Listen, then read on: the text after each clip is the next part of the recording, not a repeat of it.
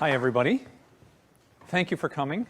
I really appreciate it. All of us do who are on this side, because you guys are taking out 2 weekends of your life, 2 free weekends to come here. So those of us who actually are studying Korea really find it rewarding that you guys would do this. So, huh?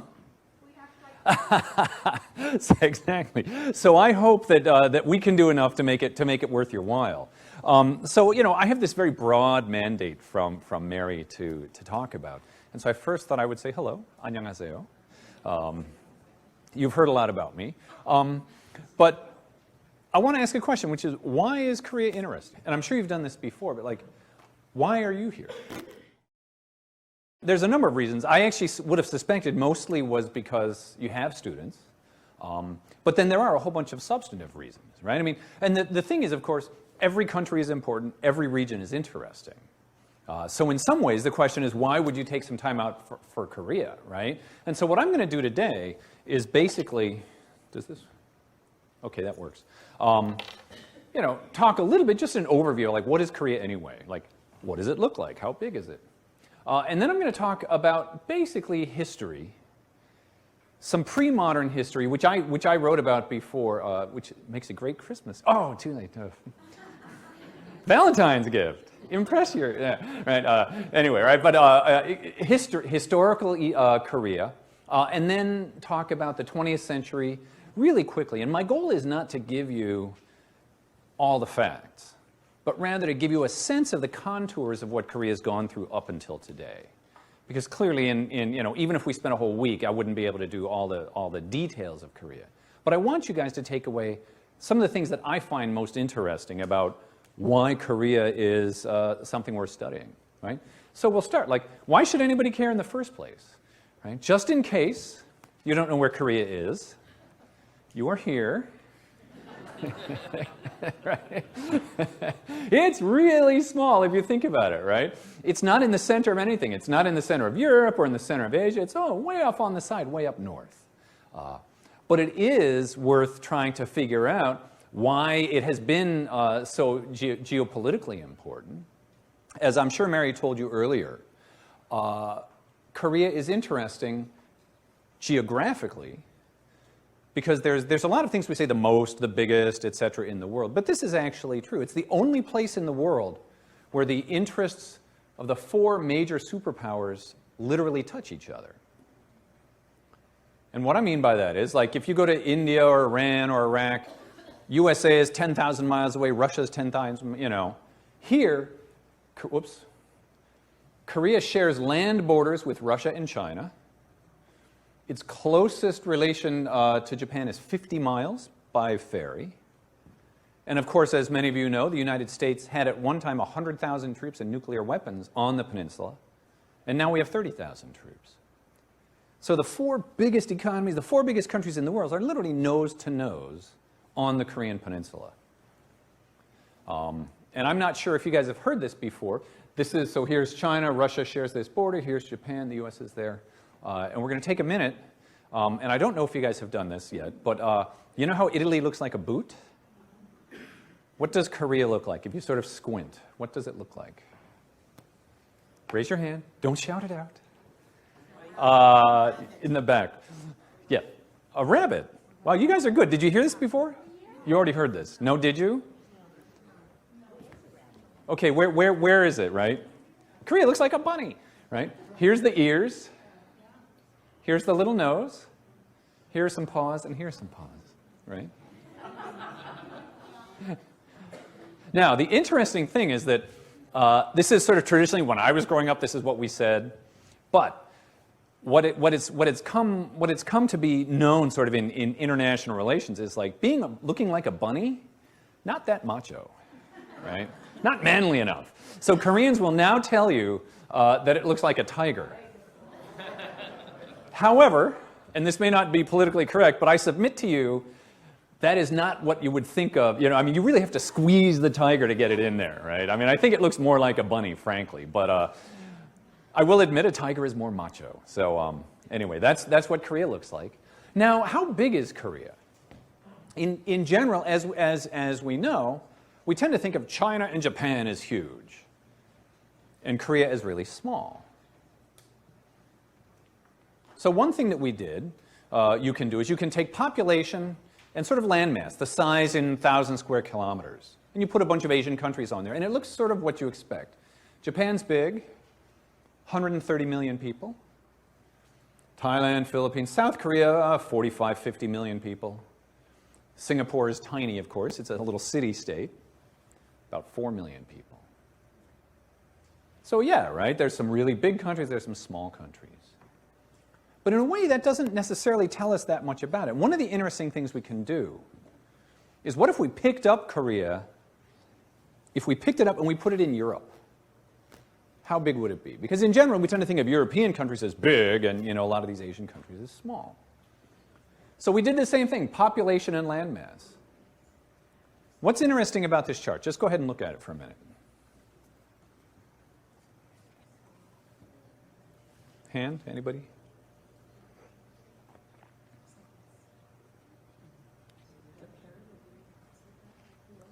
Go ahead. It's as big as the UK and so forth, but just from where it is on the plot, it's more densely populated than places like Spain and France. Okay, sure, right? I mean, the first thing I would say is Japan is huge, right?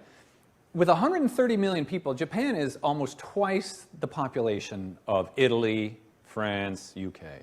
Japan is a huge country if we put it in Europe. And a unified Korea would be roughly the same size as all the European countries, 75, 80 million people, and a land mass roughly the same. It's not like UK, Germany, and Italy are over here, and Korea's down there. I mean, Korea is a big country if you put it in Europe.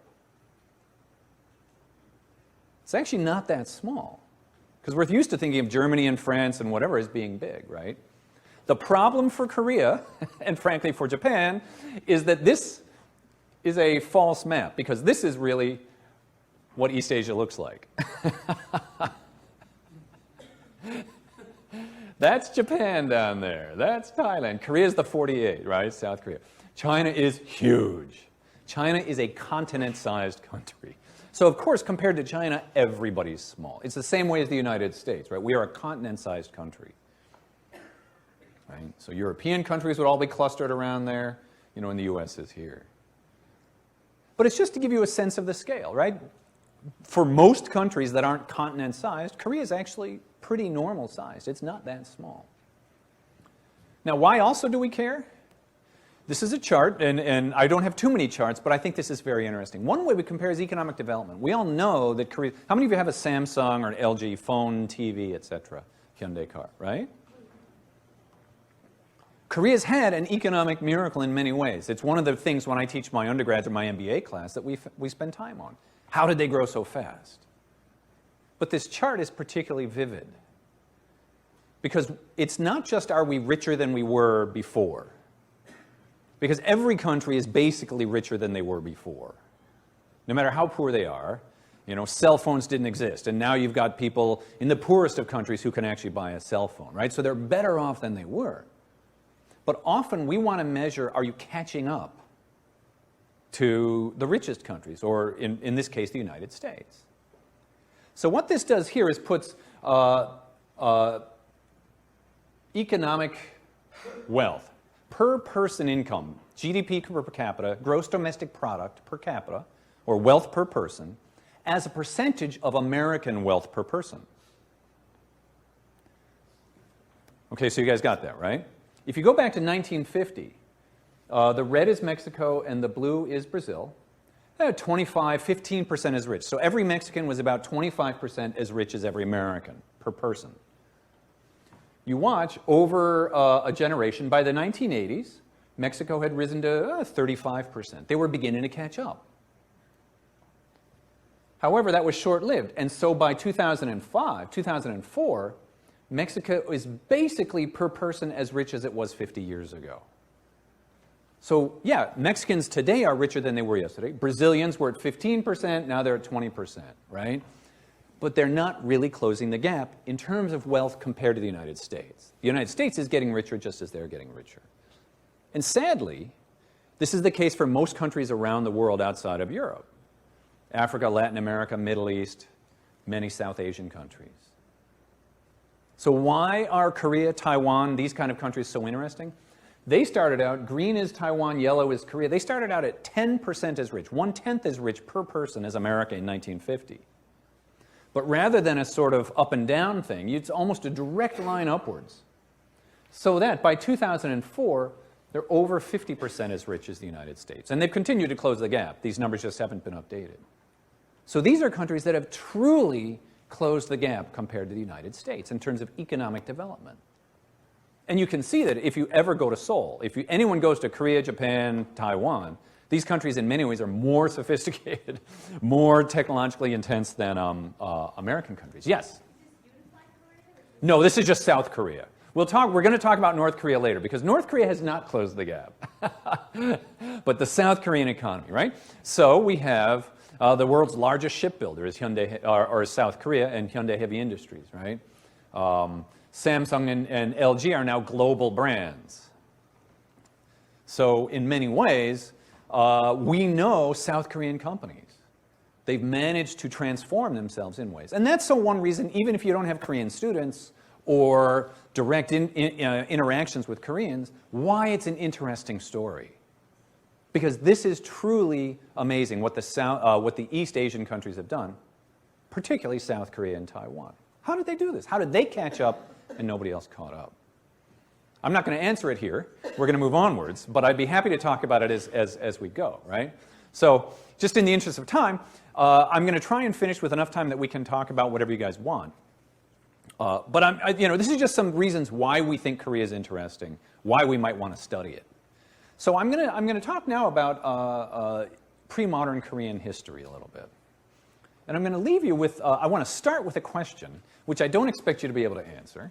But how many times did Japan and China invade Korea? Does anybody know? I mean, I just heard Mary mentioning it before, so I think it gave away a little bit. But I don't expect you to. I didn't know before I started doing this research. You don't have to give me a number, but does anybody think they could come up with an answer? You guys are too well trained. This will not be on the test. Yeah, I mean, the popular perception is that Korea has just been constantly invaded. We're the small country, the big countries do whatever they want. And I'm going to give you a different story, actually, and one that shows a lot more stability in East Asia, which for those of you who do world history or whatever else, is actually, I think, one of the most interesting things about East Asian history, is how it actually worked, right? Because if we go to Europe, and we all know this, right? The history of Europe is a blood-soaked series of unending wars against each other. From the 100 Years' War, the 7 Years' War, just on and on and on, right? Napoleon, Trafalgar, etc. In Europe, you had a bunch of similarly sized states, kingdoms, whatever, that spent centuries beating the stuffing out of each other. And the best way to show this is if you put a map. So this is Europe in 1300, and we have a whole bunch of political units here that don't exist anymore, right? So there's Crown of Castile or Genoa and Savoy, Duchy of Guyenne, whatever, right? A whole bunch of political units. And in fact, the Europe that we know today really didn't even begin to come into focus until the 19th century. So Europe by 1800 is beginning to look like Spain and Portugal, but you still have Sardinia, you still have Naples, the Kingdom of Naples, Torino, Helvetic Republic, the Ottoman Empire. So borders in Europe changed constantly as kingdoms rose and fell and people conquered each other and moved back and forth. The Europe that we know today is actually really recent. Now, in contrast, in East Asia, the four main states of East Asia, Japan, Korea, Vietnam, and China, have basically existed for well over 1,000 years. Their borders changed a little bit, but these are identifiably the same units. And so Korea became Korea around the 7th century. Now, there's a lot of historical debate over this kingdom called Goguryeo. But essentially, there were three kingdoms on the Korean peninsula. Before then, the Baekje, Shilla, and Goguryeo. This Kaya was a smaller thing. before then, around 200 AD, there are a bunch of little tribes, things back and forth. These kingdoms developed around 200, so that by 600 AD, you had basically 3 large kingdoms. Yamato Japan, the Japanese state that we know today, roughly traces its emergence to around the 6th or 7th century. Before then, again, just a bunch of little tribes or something. But there we can trace a political heritage. Now, the interesting thing is that here there was a world war. There was a world war, meaning everybody who could be involved was involved. Right? So the Japanese allied with Baekje, Silla allied with Tang China. Silla and Tang crushed Goguryeo. They then beat up Baekje, and the Japanese sent some troops. They sent them home. So there was a massive war, a couple decades. And when the dust settled, you basically had the beginnings of a unified Korean political unit, which covered 2/3 of the peninsula, around 700 AD. And that political unit basically sort of pushed northwards, so that by the 10th century, the border with China was this thing called the Yalu River. So you still have unified Silla, and it's sort of pushed northwards.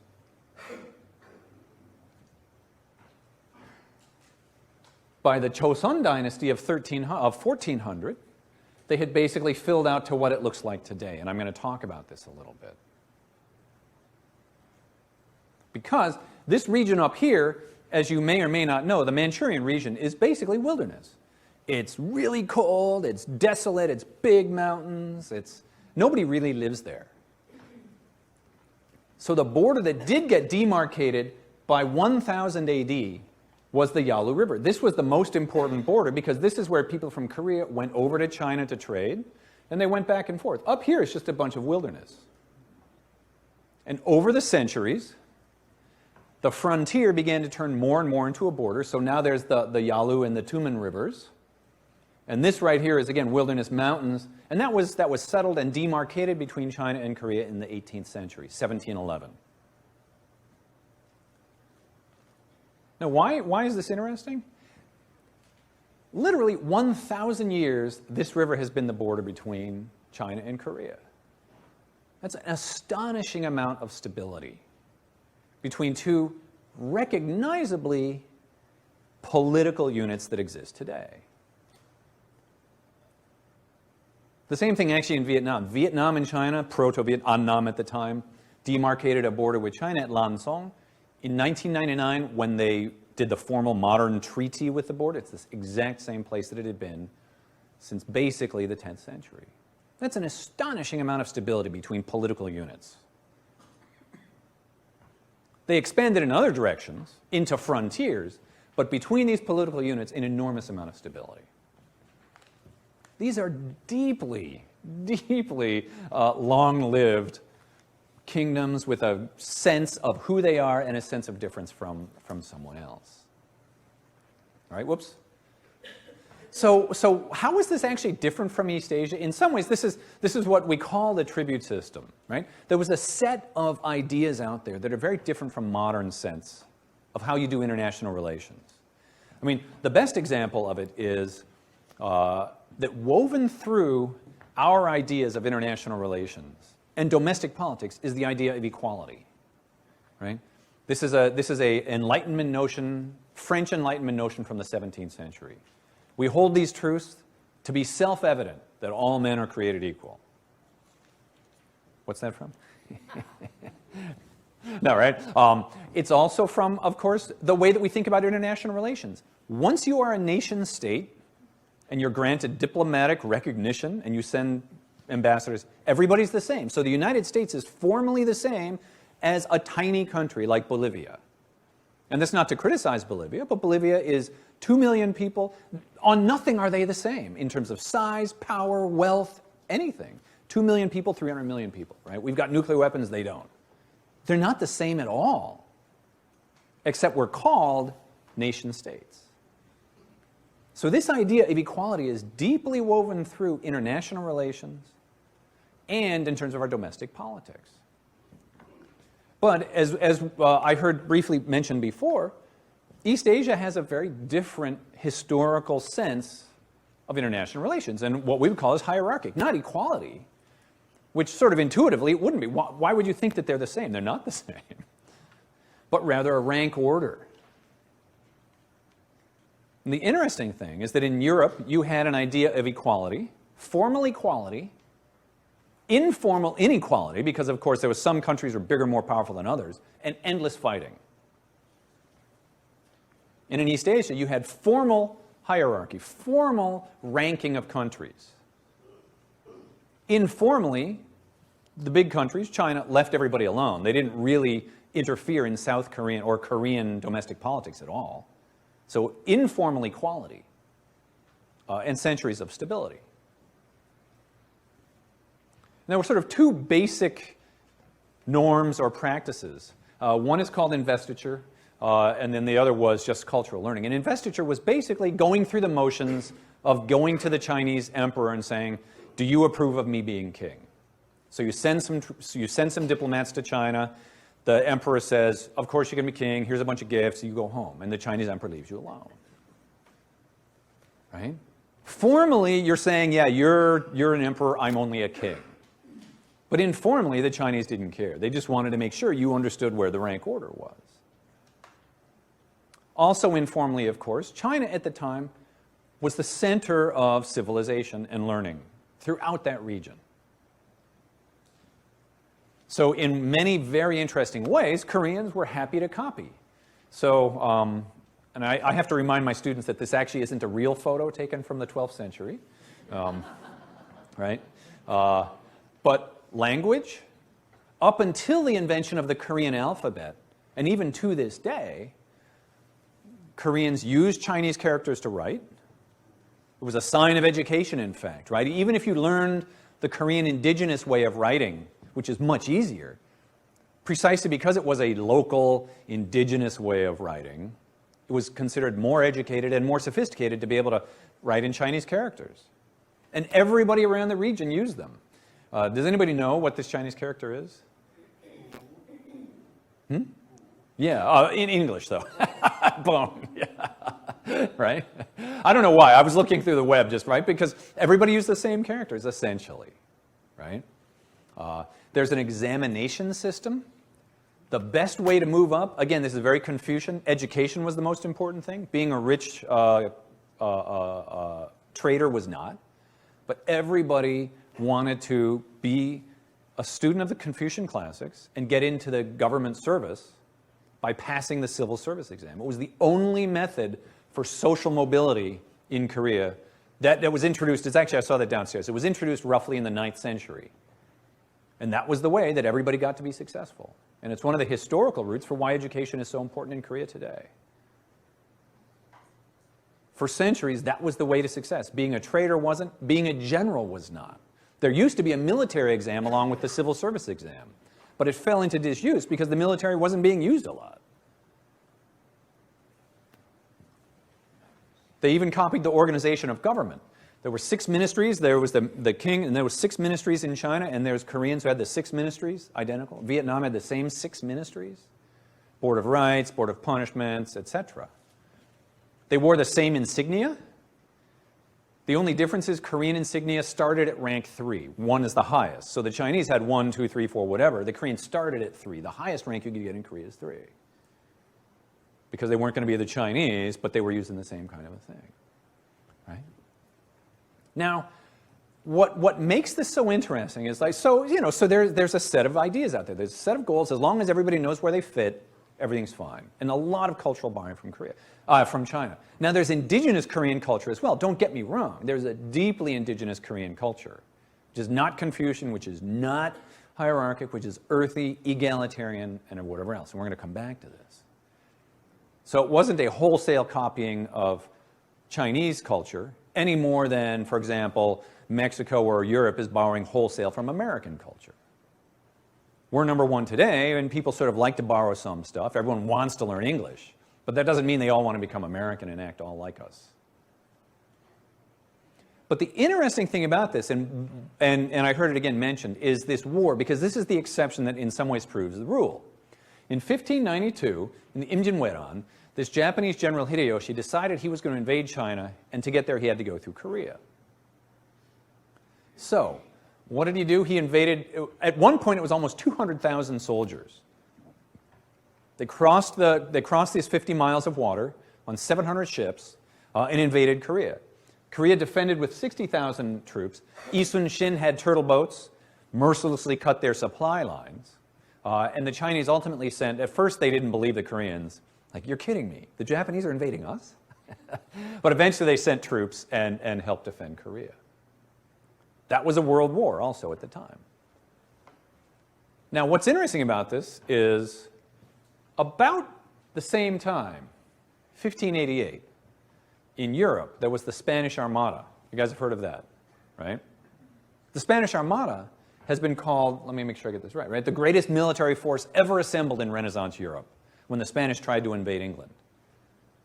And they invaded with about 30,000 troops, and they were defeated by about 20,000 English troops. The point is, the war in East Asia was about 5 to 10 times the scale that Europe could even imagine creating. And now this is really interesting because not only did this war dwarf the scale of European wars. I mean, when these guys decided to fight, they could do it on a scale you could not imagine in Europe. They had the logistical, military, organizational capacity to get together hundreds of thousands of soldiers. So when they decided to fight, they could really fight. And yet, in some ways, this is the only war between the three of these for about 12 centuries. There was that world war I told you about at the beginning, you know, in Goguryeo, when we ended up with the sort of unified Korea. And then you get to 1894, 1870, depending on when you want to call, when the Japanese and Chinese began fighting again. And in between, there's only one war. But they clearly could do it. It's not that they couldn't take 100,000 guys and go across water. And so the question must be, why didn't they fight? And that's what I get to, I talk a lot more in my book. Why didn't they fight more? But also just the mere fact that there weren't that much more fighting is worth noting, especially when we start to compare it to Europe and the incessant invasions between France and Europe. At that time, I actually counted up between 1300 and 1900, there were 43 times that France and England were involved in wars. Right? So this is actually quite interesting, right? So why? These are old, powerful, organized countries. These aren't just a bunch of scattered tribesmen walking around not fighting with each other. And that's, in many ways, a fascinating type of question. Yes? But weren't there lots of invasions, like between China and Korea, and then like Japan invading the pirates on like being China? I mean, there was a lot of. Well, there's a difference, right, between pirate invasions, which aren't military, right? What are the pirates normally? I mean, this is actually interesting. Wegu is the title for it, right? Wegu is that woku, I guess, is the Japanese word. These were small. They're not pirates like pirates of the Caribbean, right? One guy on a boat. Usually it's a family. Half traders. When trade was difficult, then they would turn to piracy. So absolutely, they could be consequential, right? What would usually happen is it's a raid on a town or something like that, and then somebody leaves. That's very similar to the border wars that America fought for a long time on its borders. Why we created the USS Constitution, right, was to go fight the Barbary Coast pirates, the marine thing, right, from the halls of, to the shores of Tripoli, right? So yes, they're consequential. But we tend to think of wars being government organized, hundreds of thousands of troops. And the pirates they were always a nuisance, the same way they're a nuisance now. But we don't think of the Somali pirates right now as being wars either, right? So yeah, and there's another point that I make. I mean, I could talk about history the whole time, because partly what we're doing then and partly what we're doing now, my one-sentence history of the world, we have enough time for this, right? Actually, let me ask you this. Let me ask you this right here. For anybody, what's the difference between a frontier and a border? A border's defined. Uh-huh. Frontier's kind of amorphous. It's still kind of being settled. Absolutely, right? A border is a line, and a frontier is a space where sort of we have political control here, it peters out. Then there's some anarchy, and over there somewhere there's, you begin to get political control. And a border is very clear. It's like, I stop here, you start there. My one-sentence history of the world, not to insult the history teachers, process of turning frontiers into borders. We're trying to do that today in California. We're trying to draw a line that doesn't, the social and cultural ecology of Mexico and California is like this. But we are trying to create a line that goes like this. That's pirates, smugglers, drug dealers, immigrants, etc., right? And we tend to think of that as different than the organization of an attempt to conquer the political unit on the other side, right? Where we're going to mobilize an army and send it over to wipe out the other country. And so this is what's interesting. When we talk about these major mobilizations, we have very few. In the interest of time, let me just keep going on, right? Because that all ended in the 20th century. These centuries of stability disappeared with the arrival of the West and the transformation of East Asia, which had been a very stable international system with extensive trade, with militaries, with countries, trading, diplomats, whatever else. But it was done one way. And then almost overnight, within the space of a generation, the arrival of the West, the beginning of sort of semi-imperialism, colonization of China, and the colonization of everybody else, changed all of East Asia. And so the 20th century is what I'm going to spend the next half hour or so, and then we can talk about whatever you want, right? Which is, for centuries of stability, you see that in the 20th century in Korea and East Asia, extraordinary tumult. Just astonishing amount of change. So we're going to talk about a couple. Japanese imperialism, national division, war, democracy. And then I'm going to talk a little bit about North Korea, because I think in many ways I could spend all day talking about North Korea, I'm sure, right? But here's Korea in 1905. This is the King's Palace. This is called Gwanghwamun. It's the main gate to go. How many of you guys have been to Korea? Oh, okay, good number of you. Okay. Have you seen this palace? I mean, this gate? They're fixing it up right now. They're restoring it, right? But this was the main road. The King's Palace is right behind here. It's got good feng shui because there's a mountain in the back, south-facing, water. There's a river right here, Cheonggyecheon, right? Oh, sort of the alignment, the geographic alignment of the energy, of the energy of the world. Yeah. I should not have said that because I have no idea what I'm talking about. Other than that, I don't know anything about feng shui. Or in Korean, they call it pungsu. Well, this was Korea, right? And a bunch of indigenous Koreans running around, right? This looks like Korea. Well, in 1905, and then formally in 1910, Japan colonized Korea. They formally took it over and annexed it, so that Korea no longer existed. Now, you're going to hear a lot about this, I think, both in these classes or if you read about Korea. So I'm not going to say a whole lot here, other than to say from 1910 to 1945 is a period that many Koreans remember or learn about as being extraordinarily harsh. The Japanese came in, there was repression. Over time, they were forced to learn Japanese and were forced to not use their own Korean names. You had to choose a Japanese name. My father was born at that time, so he's fluent in Japanese, right? And they all took, when they took Japanese names, he said they all tried to use ones that were sort of similar to the Korean name, right? So a lot of internal resistance, but it was a very, very difficult time. And obviously for Koreans, who had been a strong, proud country, proud of their accomplishments, for literally unified since the 6th century AD, is extraordinarily humiliating.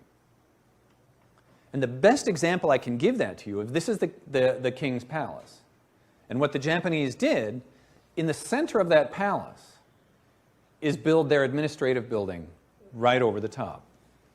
So here's that same picture. This is the only one I could find. Had I known better, I would have taken pictures when I was there, right? So here is that same Gwanghwamun. And here is the Japanese Imperial Administration building. There can't be a more insulting thing that you do than to put down your building right in front. Even more than that, if you look at it from the top, and I wasn't able to find a picture of this, if you looked at that building from the top, it was written in the Japanese character of sun for Japan. So the building is built as sort of like the Japanese character for Japan. extraordinarily humiliating, you can imagine, right? If there was, and again, the example, of course, if in D.C. in front of the Washington Monument, the Soviets built a big onion dome thing, right? It'd be... Now, the reason that many of you can't see it today is finally, a couple of years ago, they decided to tear down this building. And they're restoring the palace to what it looked like before, right? So here's another view from the other side of what that palace looked like, and here's the building, right? So it was an extraordinarily difficult time for Koreans. Many came to either China or the United States. Some tried to fight guerrilla. You know, often in the wilderness of Manchuria they tried to fight. Here at USC, we have one of the famous Korean independence activists. We have the house that his family lived in, An Chang-ho. He wrote the Korean national anthem, Dong-hae Baba, right? But he was living here in LA for 20 years as he went to try and fight for independence. So it was a very difficult time. Well, after that, you get independence in 1945, but immediate division of the peninsula into North and South. Right? It was decided in around 1943 by the U.S. and the Soviet Union at the, I think, Malta Conference. Stalin and Roosevelt are sitting around with Churchill, and they say, what are we going to do? Let's divide up Germany to make sure that Germany doesn't fight again. Let's divide up the Korean peninsula. You take the northern half, Soviets. I'll take the southern half. We'll demobilize the Japanese troops. Now, the interesting thing about this is, and I'll just briefly talk about this, is this has never all made that much sense to me. I mean, I understand why. The Americans did not want to let the Soviets have the entire peninsula because it's geopolitically important. Why the Soviets agreed to a division is sort of surprising. But even beyond that, this doesn't make any sense to me. We divided up Germany because they started a war. So why didn't we divide up Japan? Right? Why did we divide up Korea and not Japan? The Japanese and Russians had even fought a war in 1904 over the islands. They still dispute to this day the northern territories. Why didn't you divide sort of Soviets get Tokyo and the Americans get Kyoto or something like that, right? The world would be totally different. Actually, probably all of the Korean Peninsula would be communist. But, you know, it's interesting to think. Why did we not divide up Japan? What would the world look like if we had not divided up Korea? And it was totally imposed from the outside. That being said, it was divided, the beginning of the Cold War. The Korean War, destroyed about 75% of all productive capacity on Korean Peninsula. As you know, the North Koreans invaded, went all the way down to a tiny foothold at Pusan. Then the Americans outflanked them. We went all the way up to the Yalu River. Then the Chinese intervened, and we went all the way back down again. And eventually the war stabilized exactly where it started, in the 38th parallel. The American Air Force ran out of targets to bomb in North Korea. There was nothing left to bomb. And this is Seoul, which changed hands 3 times. Now, in some ways, horrific tragedy. Everybody who's Korean has a memory of the Korean War, lost a friend, lost a brother, or their family is divided. Somebody's in the north, somebody's in the south. About 2 million Koreans died, 10% of the population at the time. Right? So everybody has a story. Now, there's a lot of tragedies in the world, right? So I'm not going to say this is bigger or worse than Soviets losing 20 million in World War II. But it is a horrific tragedy to Koreans. The tragedy today is, and I'll talk about this when I talk about North Korea, we are exactly in the same place as we were in 1953. There has been almost zero change in North-South relations, U.S., whatever, right? We have still a divided peninsula, Cold War, et cetera, except North Korea now has a couple nukes. It's the only difference. Right? Nothing has changed basically in 60 years. Seoul, on the other hand, the benefit, and again, I would never give this as a policy prescription, have a horrible, horrific war that wipes out 10% of your population, because then you'll get to rebuild. But in fact, you did get a chance to rebuild. And what South Korea was able to do, this is the Han River, this is Seoul, and after the Korean War, basically everybody got to start over in 1950. So not just with infrastructure. Here's the Gwanghwamun with the gate again. Here's 1980. You can see there's the mountains around Seoul, some buildings, and here we are today, right? You can't even see. Somewhere over there is, downtown, right? unrecognizable from what it was like in 1950 or 1900. So this is the benefit. Again, I'm not going to suggest countries do this, but they got a chance to start over. And it wasn't just physical. Social classes got screwed up. Everything was up for grabs. So there was no ruling class, peasants, etc. I mean, there were, but with the war and colonization and division, basically everybody got a chance to start over. So enormous transition, right? Now, during the Cold War, there were a whole bunch of military governments, coups d'etat.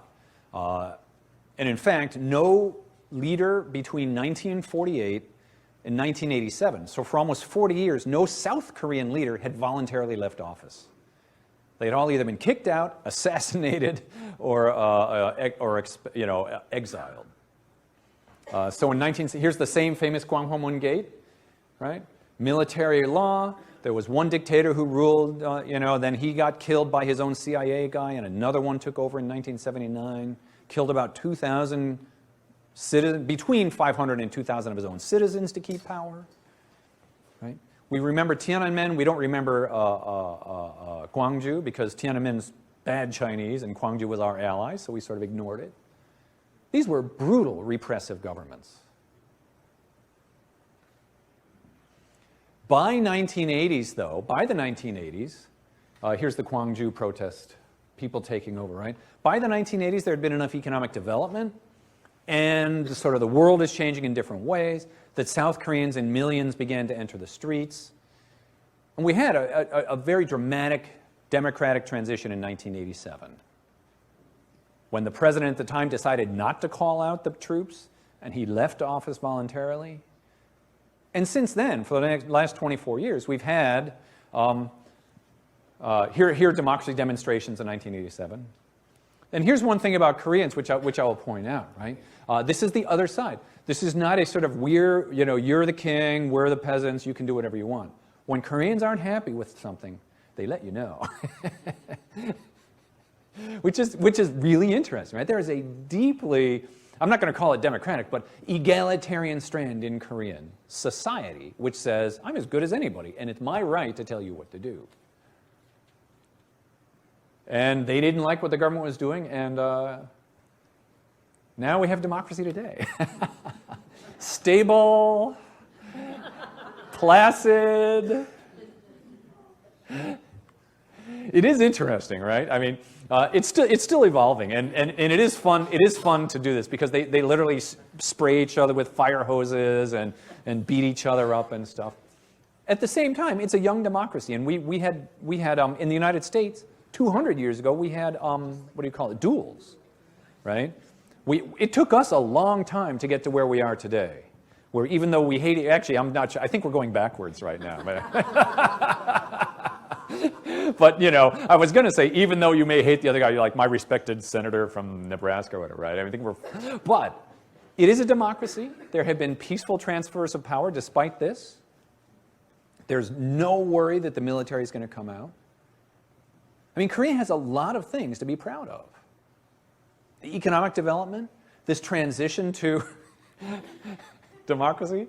I should put another picture on, but like people vote, right? There is a movement towards better freedom of press, freedom of speech, things like that, right? There's a lot of stuff. If you go to Korea in 1910 or 1950, you would not bet on this country having done this. There's no way, if you looked at Korea in 1950, you'd say, that's a country that's going to be an economic miracle that everybody's going to know about around the world, and is going to be a stable democracy, right? So in many ways, this is really interesting how Korea has gone. The 20th century was extraordinarily tumultuous for Korea. Colonization, division, war, military coups d'etat, up until the late 1980s, millions of people in the street protesting for democracy. So that transition, though, Korea has managed the transition to modernity quite well, given the kinds of things it had on its plate, so to speak. Roughly now, let me talk about North Korea. And I'll make 2 points. I really only have 1 point, and then we have plenty of time to talk about whatever you want. And my 1 point is basically this, and I wonder, do I have it up here? No, I don't. Okay. My point is this, right? 24 million human beings.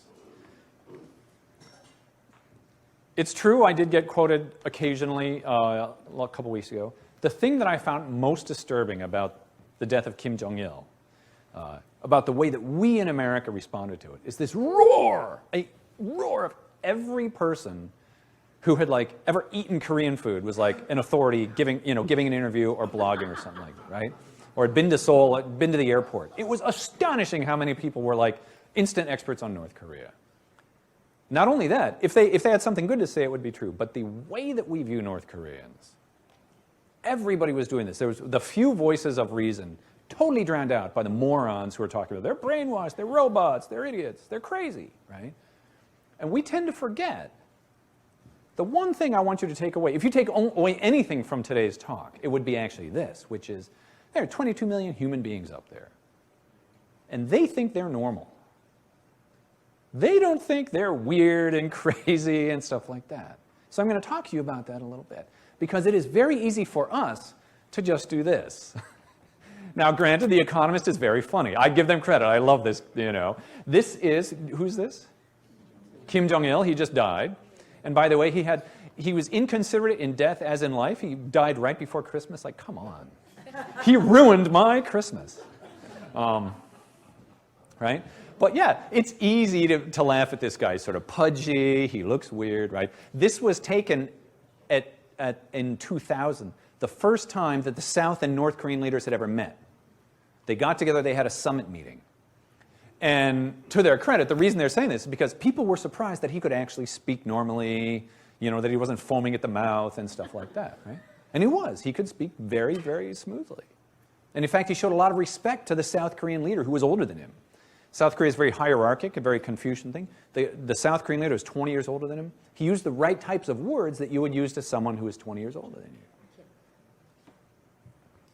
Right? He wasn't trying to speak as an equal or anything else, right? So anyway, yeah, greetings, Earthlings. Take me to your leader. But this is the way that we tend to think about North Korea, right? But in many ways, North Korea is more Korean than South Koreans. I mean, South Koreans, in doing all the cool stuff they've done, globalization, economic development, democracy, right?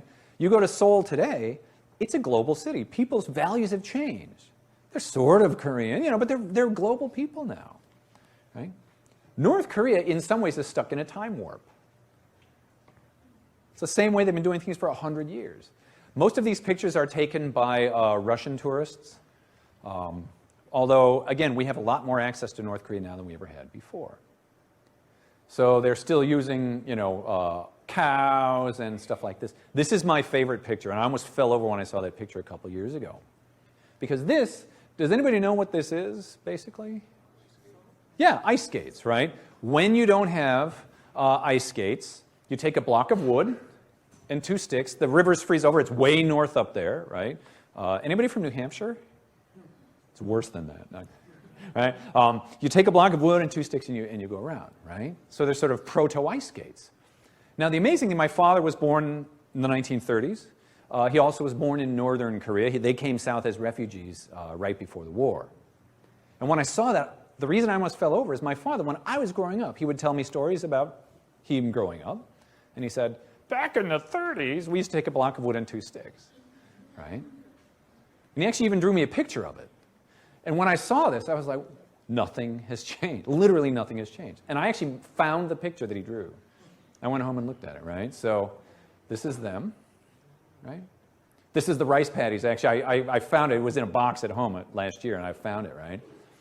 One interesting thing, North Koreans were the first to adopt Christianity. They were the ones, it was much more receptive in the northern part of Korea than the south in the early 20th century. Interestingly enough, Billy Graham and now his son have been regularly preaching in North Korea since the 1980s. Because Kim Il-sung's mother was one of the first people to become Christian in, again, 1910s or something like that. So he always had a pretty warm spot in his heart for the American missionaries who he had grown up with. Right? Obviously, it's not freedom of religion right now. But, and the point that I make is that they think they're normal.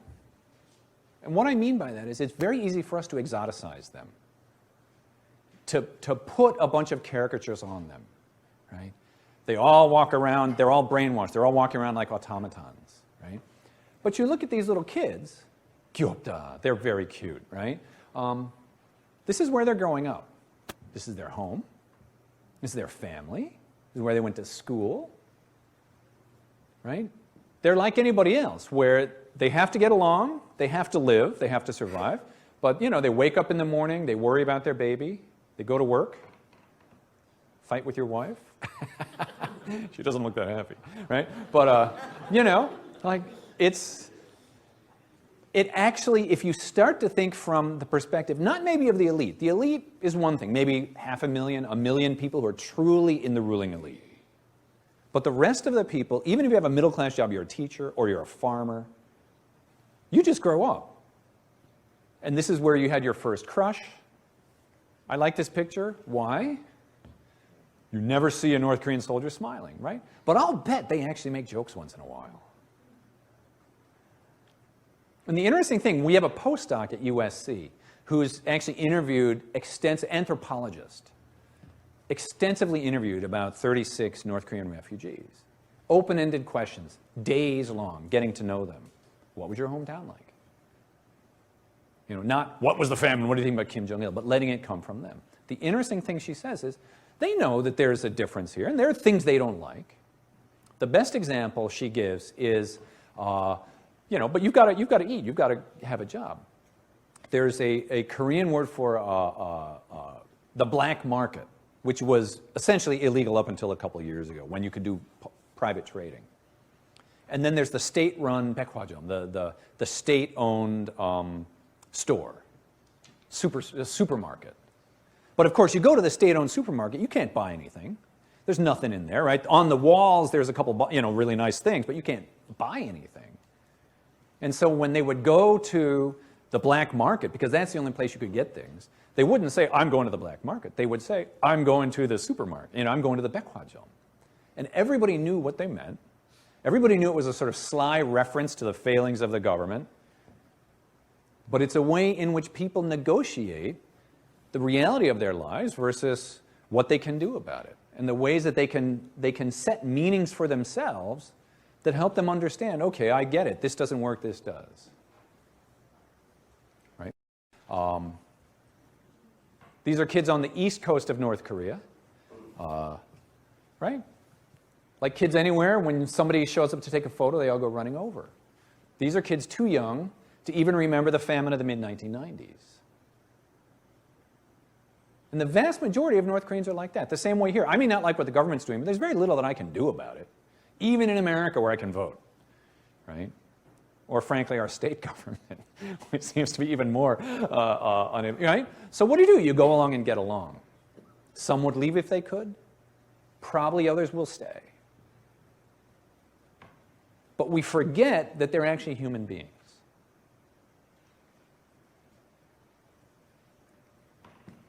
Are things changing? A little bit.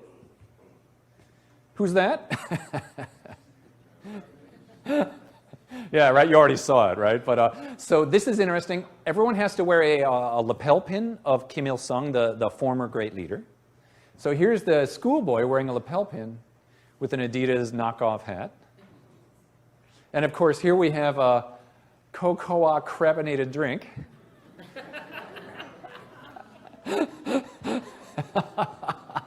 Yongjin, right? I mean, there are things that are changing. Some more slowly than others. But to view North Korea as an unchanging, everybody thinks the same way is an enormous mistake. And it only makes it harder for us to have appropriate policies towards North Korea.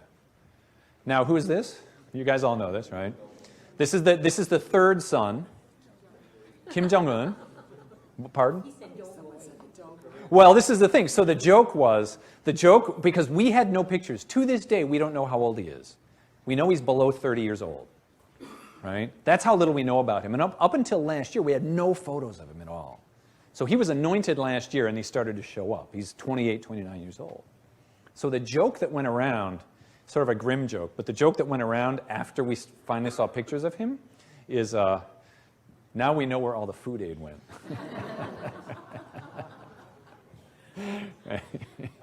Because he clearly is not hungry. Right? So, I'll conclude my point about North Korea just by saying that it is easy to forget that there's people up there because they don't want you to think there's people up there, first of all. And nothing has changed. We are basically in exactly the same position we were in 1953.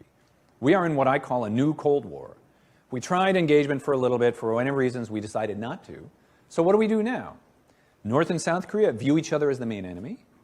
We do muscle flexing and name calling and the same kind of thing. We have no intention really of changing. They have no intention really of changing. And we're in the same place. And it's not clear. I mean, something may change with this new guy, but it's not at all clear. I mean, people like the favorite parlor game is, will they survive, will they not, will they collapse? They've survived far longer than anyone else expected. They could collapse tomorrow, but my feeling is if they didn't collapse in the mid-1990s with a horrific famine that killed maybe 1 million people, with intense U.S. pressure, they're better off than they were 15 years ago in that sense. So I don't think anything will change for anytime soon. But you never know. Yeah, we'll talk about them. Let me just conclude very briefly, and then we can talk about whatever you want, right? So why is Korea interesting? I think there's a number of reasons beyond the fact that I happen to be Korean American and I care.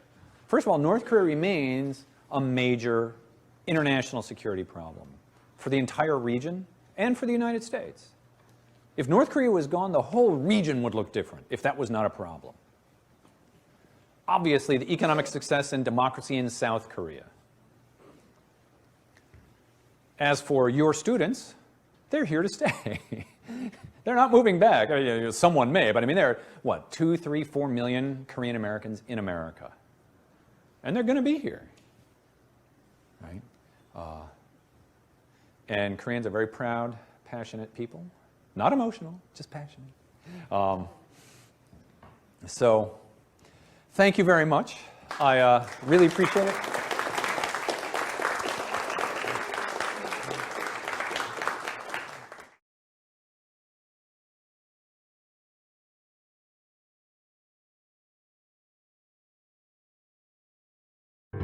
If you think this message is important and should be viewed by others, please share it.